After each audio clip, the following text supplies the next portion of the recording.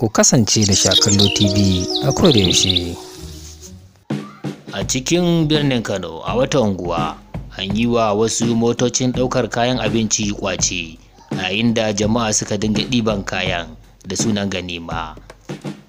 Duk da direbobi sun yi ƙoƙarin guduwa, amma sai da jama'a suka dinga ɗiba, wasu a daidaita sahu, wasu a motoci.